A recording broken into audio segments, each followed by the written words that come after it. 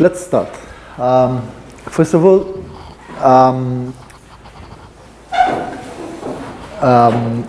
what are the main ingredients we have seen up to now?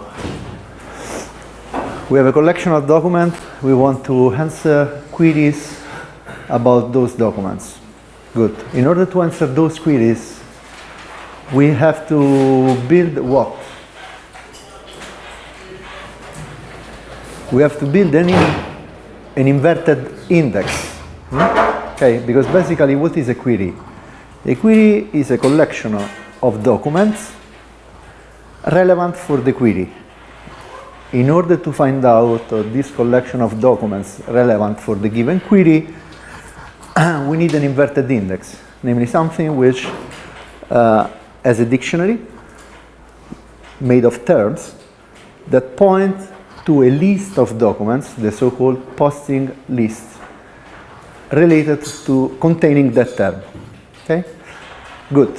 What kind of queries can we answer now, up to now? Boolean queries. Good. So queries which are terms with and or not. Okay? Last time we also saw how, we will see now at the beginning of these slides what we saw last time, but basically some techniques in order to answer also to while queries, namely queries with the star. Okay? And the main goal of this lecture is to understand that up to now we worked in main memory, but the assumption that everything will fit into main memory is pretty naive nowadays. Okay? Because if you consider the collection of web documents is huge and definitely will not fit in main memory. So the main goal today is to see what are the techniques, to explore what are the techniques for dealing with a collection of terms that does not fit into main memory, or better, with an inverted index that does not fit in the main memory. Okay? Good. So, okay, let's recap first of all what we saw last time. So we saw basically that we first started trying to figure out what is the best data structure in order to store our index, and we came up basically with two main solutions. One is the hash table, okay, and the other one is a B tree. Okay, in principle we can use a binary tree, but since in order to guarantee the performance of the whole system we need a balanced tree, B tree is more suitable. Okay. Furthermore, we consider how to support wildcard, the so-called star. Okay. What we saw last time that it's relatively easy, given a B tree, to answer wildcard like prefix star. Why? Because we simply explore the B tree. It's more difficult to answer queries star postfix. So we discussed two options. One option is to have a backward tree, a forward tree like this one, and the backward tree.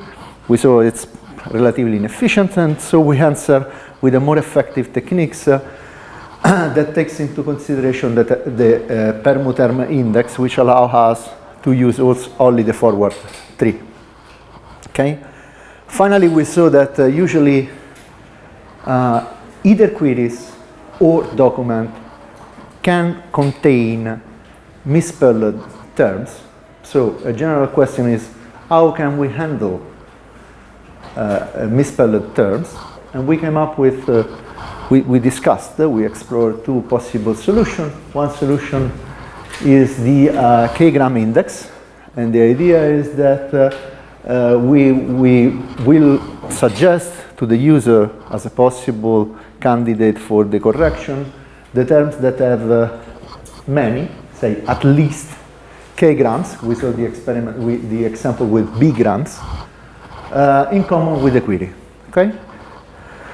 furthermore, we say, look, another good technique is to say that we try to minimize the distance between a term in the dictionary and the term in the query. And we say what kind of distance, and we discuss the so-called Flemmenstein distance, which is basically applying a sum operation, insert, delete, replace and copy, as example, between two terms. Okay? So, and in this example, you can clearly see that you can build this distance by dynamic programming, okay? By dynamically update the entries in this matrix. Okay, this is the state of the art up to now. Okay, good. So today we will discuss the main, I would say the main idea here is that, okay, very nice, but everything now fits in memory, which is actually a pretty questionable assumption. What happens when we have to deal with collections or inverted index that does not fit into the memory? And so basically we will discuss other index construction algorithms. They take advantage of secondary memory. Namely, there is an interaction between the main memory, the RAM, and the secondary memory, the hard disk in this particular case. Then we will see that actually the assumption here is that anyway, usually we are talking about my machine or a single machine, while a more realistic scenario is the one in which we have a number of clusters of machines. This is actually the way through which indexing on web pages is performed. And so we will discuss the MapReduce. Then we will basically remove another assumption we made up to now. Up to now, more or less, we consider collections that are pretty static, are given as input once, and more or less the index lasts forever, while it's pretty clear that in general terms, index and collection of terms are very dynamic. Consider the web pages. Web pages can change quite often. And thus we have to consider how to build dynamic indexes instead of static indexes. Okay? This is more or less the idea. Okay, good. Now, in order to deal with the main question, the first main question, namely how to implement indexes that not necessarily fit into the main memory, we have to dig a bit into the hardware. Okay. Why? Because if you want to design an information system, a practical information system, you have to consider that this system will run on hardware, and thus hardware constraints are crucial in order to design the most appropriate solution. Okay? We'll give a quick overview of the hardware, but we assume that you know more or less the principle of hardware. So if you have any question, please let me know, and I'll try to give you a very quick introduction. Okay, so first of all, and this should be clear, because you told me last time that you have already done the hierarchy of memories. Clearly, if you want to access data in main memory, it's much faster than on the disk. It can be order of magnitude, say 10, but even more. Okay. Okay. Now, second point. Disk 6 are idle time. So this is due to the mechanic of the hard disk, right? Basically, you can think about the hard disk as a, as a disk actually, in which the reading stuff is moving on this disk. The positioning of this reading device is basically the so-called seek time. So if you want to read something here, you have to move here, and then you can read. If you want to read something there, you have to move there, and then you can read. Okay? This is the so-called seek time, and in that interval of time there is no transfer of any data. It's simply the positioning of the reading device to the proper place. Okay, the disk at this position in the proper place. In general, instead of transferring a very little amount of data from the disk to the memory, one large chunk of data is transferred. Why? Because this is faster. Because basically you don't lose time in moving the head. Okay, and sequential reading is pretty fast. Indeed, usually the disk I/O is block based. Okay, you can read the different sizes of blocks, and this block we will see it's something that will be a key technical ingredient to build our algorithm for indexing. Okay. Usually, when we talk about the server in the modern information retrieval system, have several gigabytes of main memory, even more. Okay, look, one kind of disclaimer. Even if many of the data in those slides are to some extent outdated, because in some cases we are talking about the hardware of even 10 years ago, the principle is still the same, okay? Because collections are growing, because context that is indexed is growing, and thus, even if, again, the numbers, the figures that you see in those slides are not actual anymore, are not, I would say, that does not well represent nowadays hardware, the principles are absolutely correct. Okay. Good. Furthermore, fault tolerance, the implementation of fault tolerance is extremely expensive. Okay, a fault tolerant distributed system in particular is extremely expensive. This is why, in many cases, most of the infrastructure for information retrieval system are based on regular machines, common machine, a lot of common machines. Okay, so this is one of the other assumptions that we will see is very important when we discuss the distributed indexing by MapReduce. Okay, good. Again, if you see here, these figures are about 2008, so now more than 10 years ago. Numbers are completely different, but the difference between the times and between the sizes of the memories in terms of magnitude are still the same. The gap between the different hierarchies of memories, or the time in order to access physical devices, hard disk rather than memory, are completely the same in terms of, or the differences in terms of magnitude. Okay? Even the RCV1 collection, this is up to now we saw all our example about the Shakespeare collection, which is pretty small. Okay? So in the remainder of some chapters of the book, of our reference book, is considered this Reuters collection.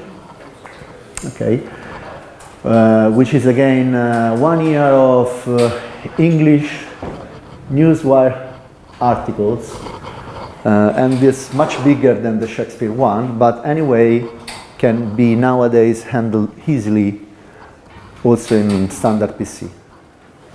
But again, please consider it as a kind of reference point, not well representing nowadays figures, but in which we can still distill the main messages in order to understand what are the problems in those kind of systems. Okay, this is an example of the articles in the RCV1 collection. Those are the statistics. You have about 800,000 documents. Usually you have about 200 tokens per document. In total, you have 400,000 terms, and so the byte per token are 6. The byte per token without spaces are 4.5, and byte per term are 7.5. So, can somebody take a guess why the byte per terms are bigger than the byte per token? As you remember, in principle, if you consider lemmatization or stemming or stuff like that, you are reducing the size, right? Because you are considering the root. So in principle, this should reduce the size instead of increasing the size.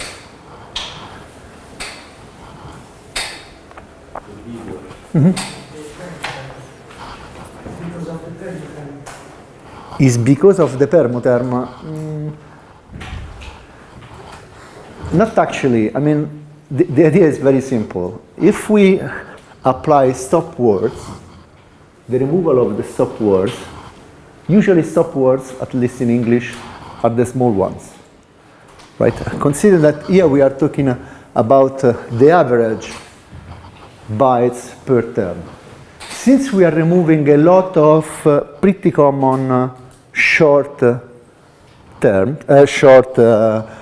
tokens, 2 and stuff like that, the average size of the remaining terms, namely the terms that are actually in your dictionary, is bigger. Does it make sense? So we are considering, yes, we are considering the dictionary of English words here. Okay, in the token, everything is there. Then, if we apply, as an example, the stop words, we are removing the most common words, the stop words. And usually those stop words are very frequent, but are also very short.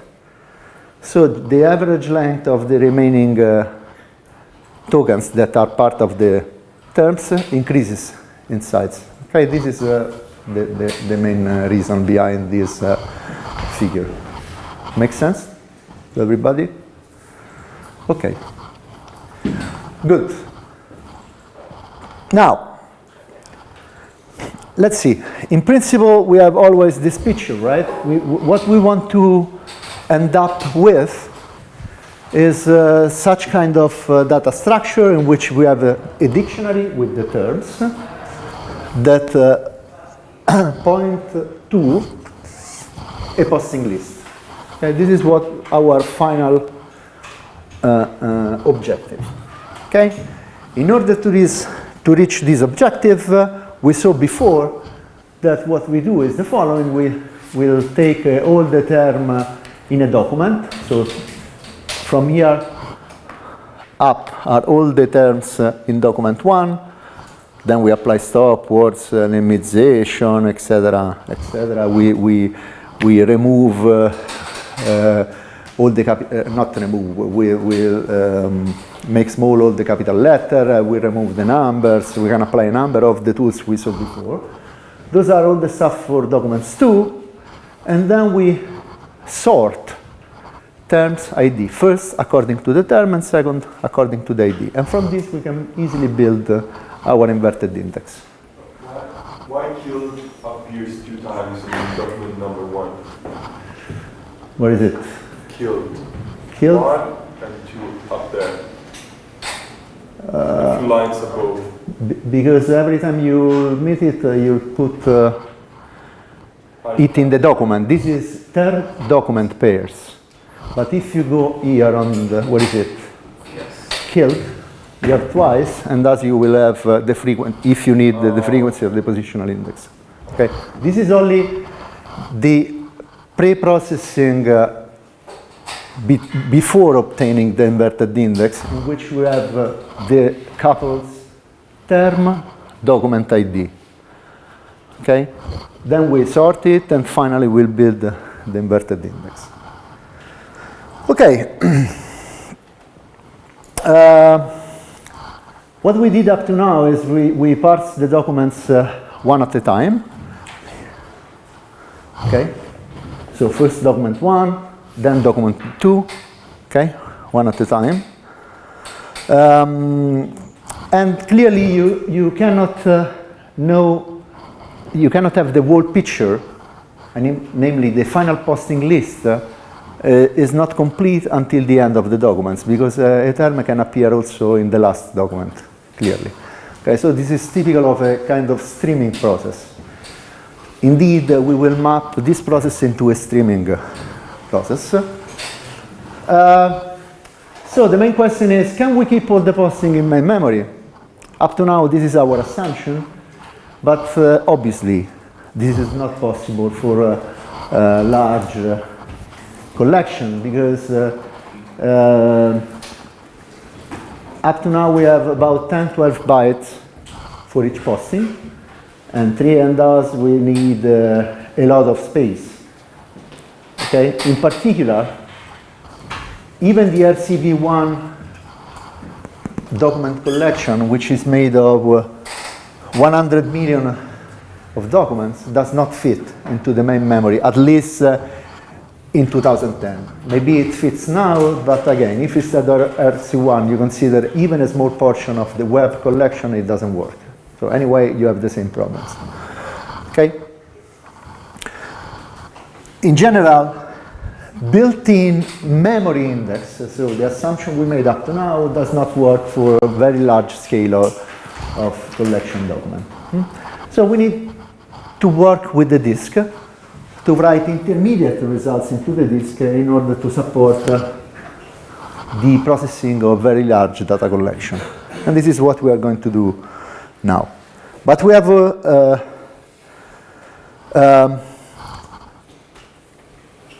so again, one idea could be, well, I apply exactly the same algorithm I used for the main memory, but instead of the main memory, I will work on the secondary memory, on the hard disk. Clearly it works. There are no problems in terms of effectiveness, but not in terms of efficiency. Okay? It takes a very, very long time, because you need a lot of many disk seeks, and we saw before that disk seeks are very slow, are very inefficient. So we need an external sorting algorithm. Okay, now, this is a different, more abstract way of describing what we saw before. We have a collection. This collection now is a stream of what? It's a stream usually of doc.id term. Okay. Then we invert. We have the term doc.id, and then finally, merging, we can get the term posting list. Okay. So the idea is that this stuff does not fit in main memory. We cannot do it. We cannot put everything into the main memory and invert it. Okay, one assumption we will make now for the first algorithm we are going to explore is that anyway it fits in main memory a dictionary, which allows you on the fly, similarly to what we see for the document ID, to map term into a term ID.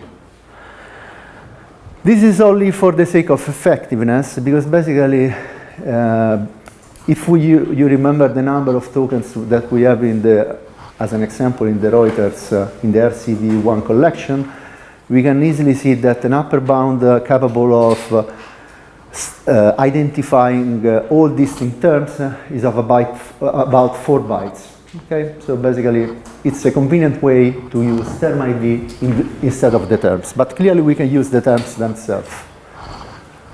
And so basically instead of terms we have term ID, but anyway we still have the same problem. What we assume here is that this dictionary, mapping the term into the term ID, can fit into the memory. Okay. Okay, so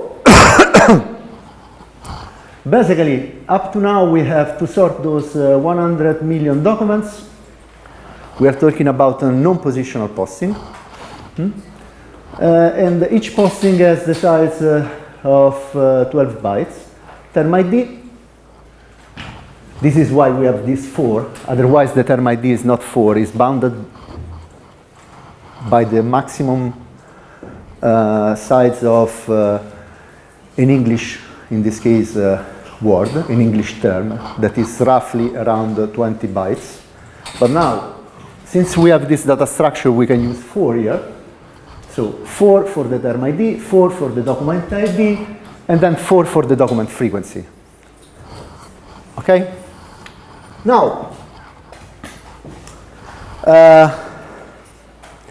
instead of considering the 100 billion documents, we define a block that fits into the memory. Now, in this example, a block made of 10 million documents fits into the memory. Now, clearly, this depends on your hardware.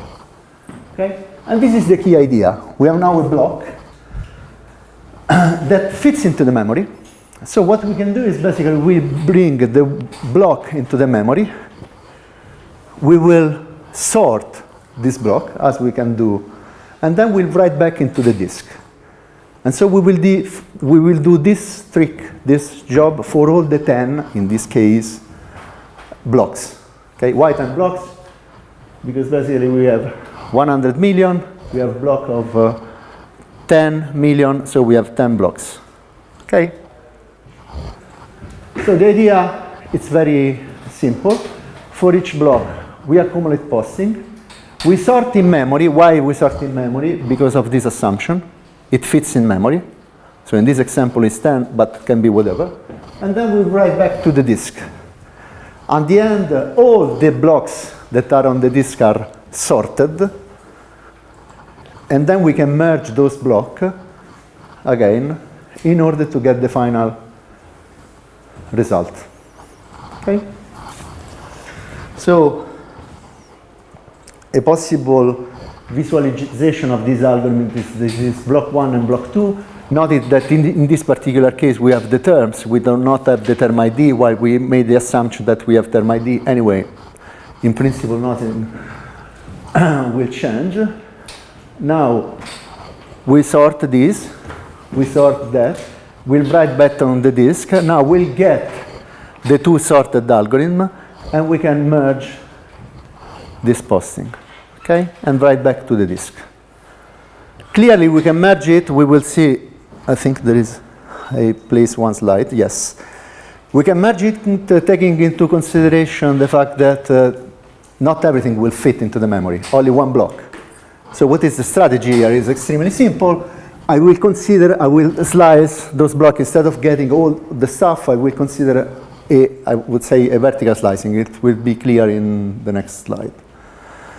But because of the fact they are already sorted, this is pretty effective. So basically, okay, the pseudocode is very simple. While you do not have processed all the documents, you consider a new block. So you get a new block.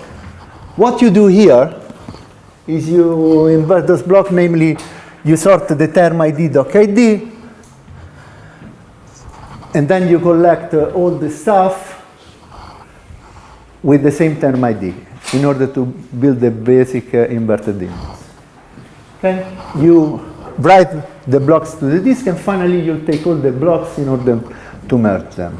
The only question is to have a rough idea of what can I do when clearly blocks does not fit into the memory. And this is one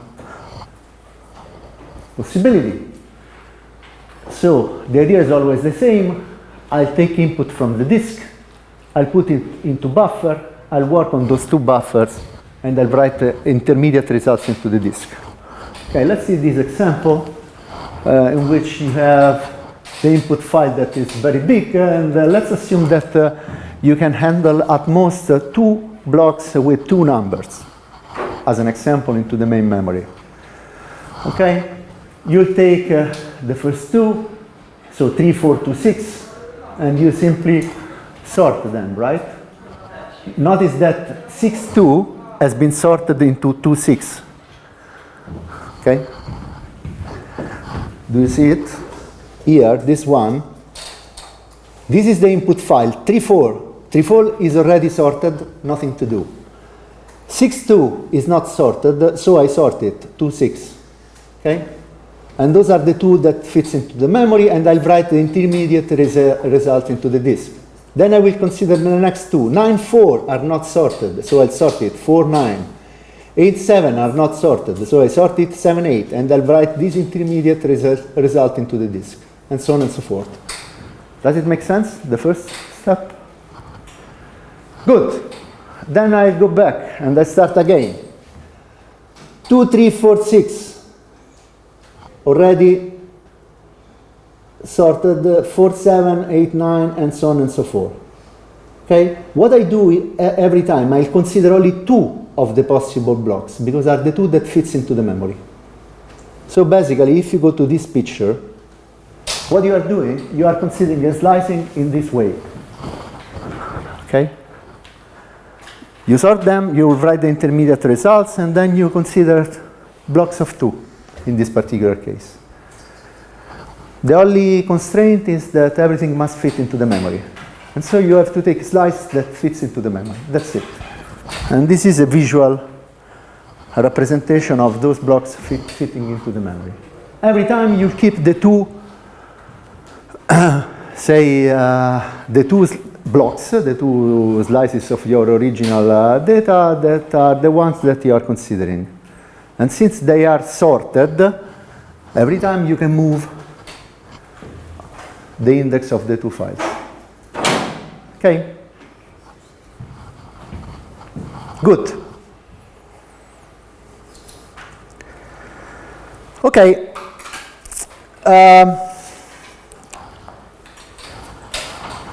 This is our first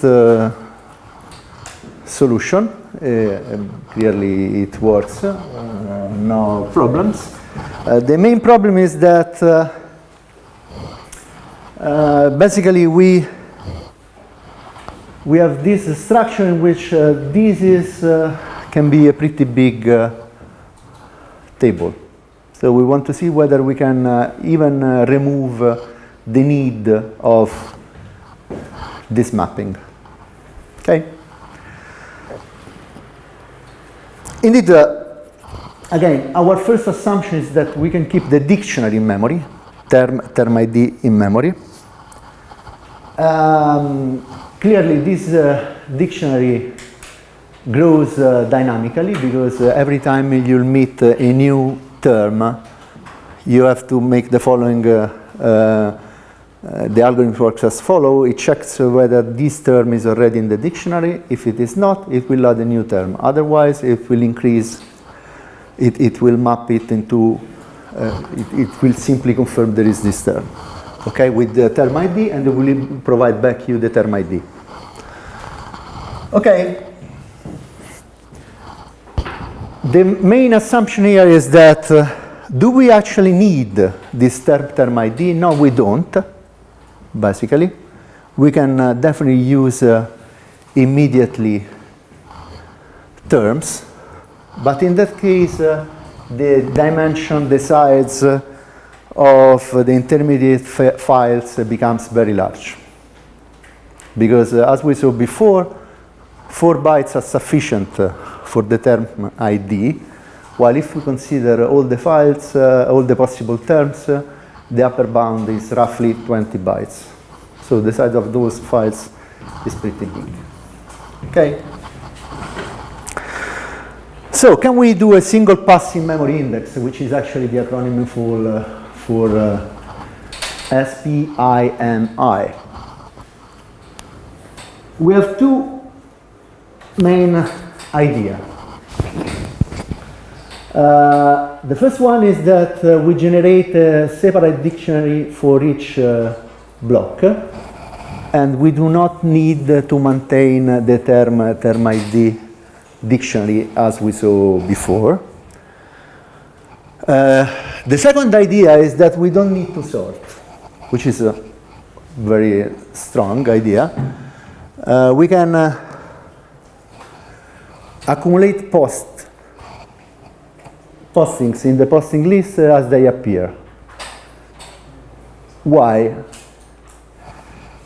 Because basically what happens here is that whenever we saw a new document, the process assigning to the document ID is under our control, right?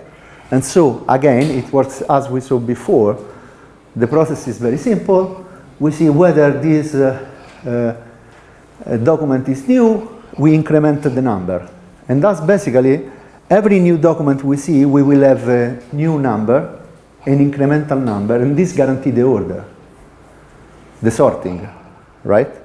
We'll see it later in a slide. But keep in mind that the association between postings and postings ID is under our control. Every time we'll see a new document, we will increment the number. So when the term, we will map the term into the new document, clearly we will have a sorted order because it's a new document. So it's a document that is bigger than the ones I saw before. Okay, good. With these two ideas, we can make an inverted index from each block. And again, we can merge the two blocks in one big index as we saw before, exactly as we saw before. Let's see. So basically what we are saying is that we don't need this step.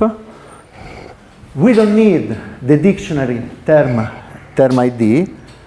And the merging is possible because the posting ID, namely the document ID, is a process under our control and is incremental. Okay?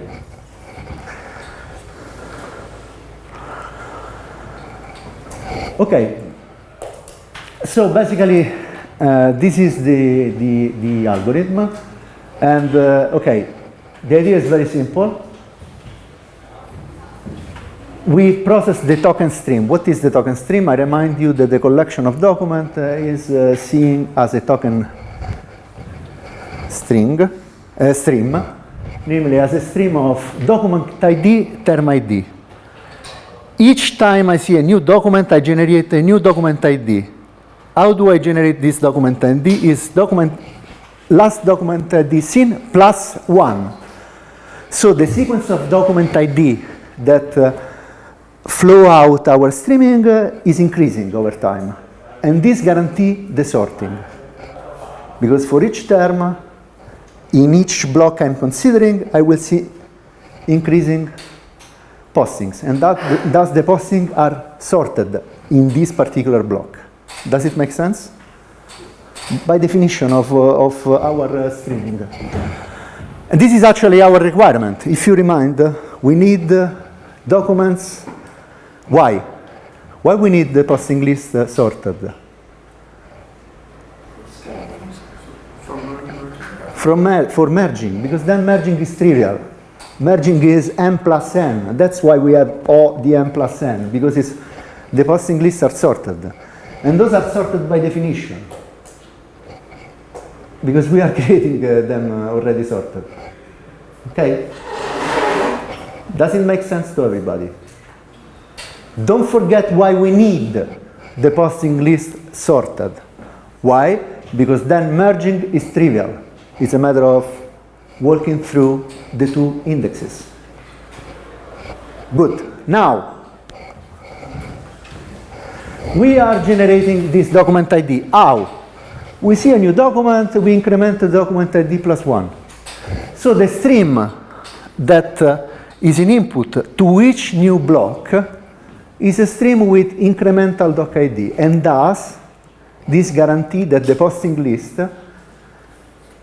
is sorted, because first I see all the documents with document ID I, then I see all the documents with document ID I plus 1. The next question is to see what are the terms and indexing properly those terms into our dictionary. But the postings are sorted by definition. Okay? Good. So, the most important part. Here, it should be now clear what is a token. Is the tuple term doc ID that is defined by us Okay? If the document, the term, is not in the dictionary, you have to add it in the dictionary. You have to add a new entry into the dictionary. Otherwise, you have to get the posting list. Why? Because you add to this posting list that term. Forget about this, those are details. Okay, if basically your posting list is full, you have to handle it properly, but basically you double the size in this case. Forget about it. Here the idea is very simple.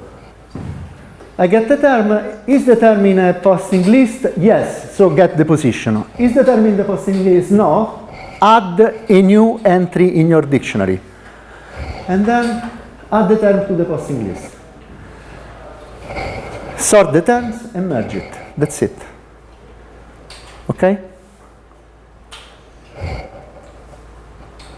I do need it because while the posting list is already sorted, the terms in the posting list are not sorted because they appear in the document as they are. Okay? So I need to sort it. But the terms, not the posting list. Posting list is already sorted. Okay? Now, I have sorted terms. I have sorted posting links. I can merge as we saw before, exactly as we saw before. Okay? Question? Can you explain why we should sort the terms? Because say that the document is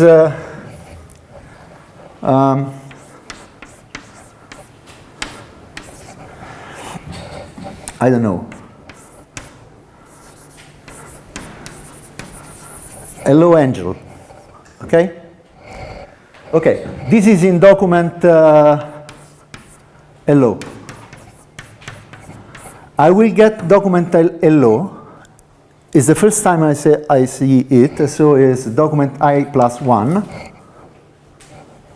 Okay. This I plus 1 assure you that the posting list is sorted, but the terms are before hello and then angel.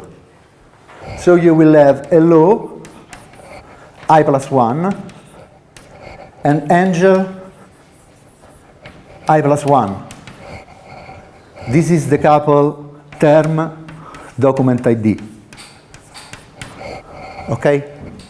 While actually you want that those must be sorted. So you want that angel goes here and hello goes here. Because remind that it's not sufficient only to have the document ID sorted. You need also the term sorted. And this is not granted for free in this algorithm. So you need this part. Okay? Which anyway works easily. Why? Can you tell me why? It's a standard sorting algorithm. Because it fits in memory. Okay, so you don't have any problem in doing this. Make sense? The fact that we assign the doc ID allow us to have a guarantee on the fact that doc ID appears in incremental order. And thus the posting list in a given block is incremental, is already sorted by definition. Because first you consider document ID 1, then you consider document ID 2. Let's see. This is doc ID I plus 1, and now let's suppose that is ciao angel. So now is I plus 1 plus 1. Okay, and you have the same issue as before. You have ciao. And now the document is, I don't know, if I is 1, this is 3, and this is 2.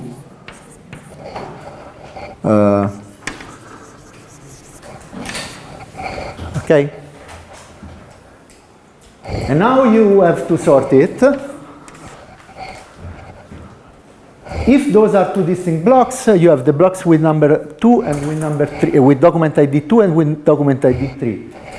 If this is all in the same, those are all in the same block, ciao, hello, angel, but those are distinct documents.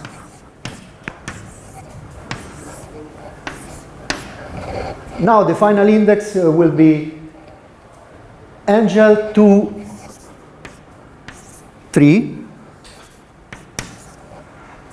then Ciao 3, and hello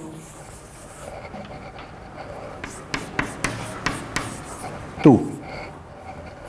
Because this is the, I'm sorry, it's this is the first one I see, and this is the second one I see.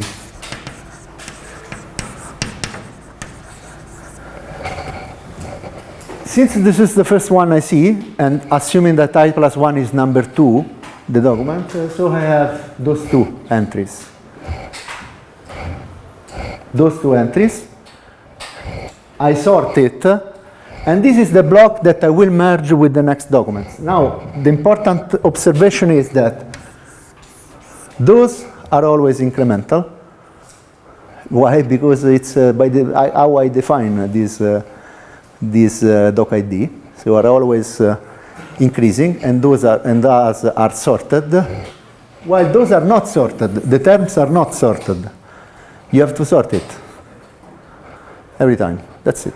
But why do I need to sort them? Because it's, when you finally want to merge, you will merge according to the term. Yeah, but for example, if we split the document collection into blocks, I do this process for the first block. Yes?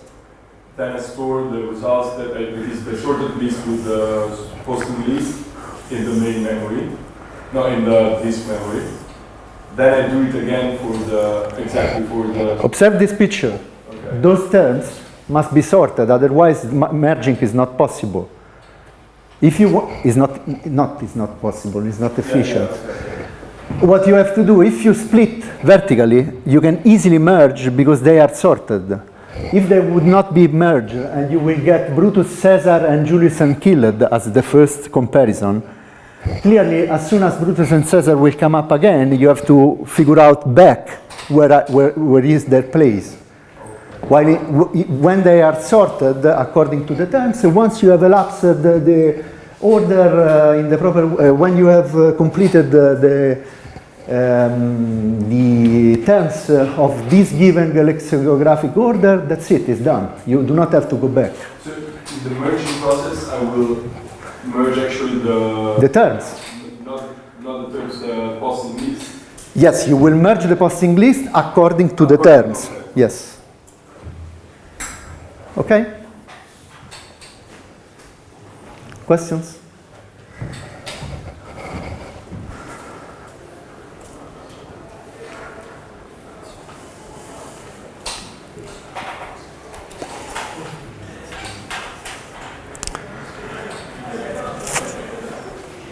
Okay. Good. So we will see in the next lecture that actually we can employ compression in order to even improve, the performance of SPI and I. Okay? We will see later on.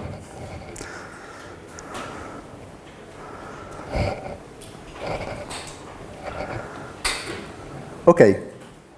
Before going into the distributed indexing, 10 minutes of break.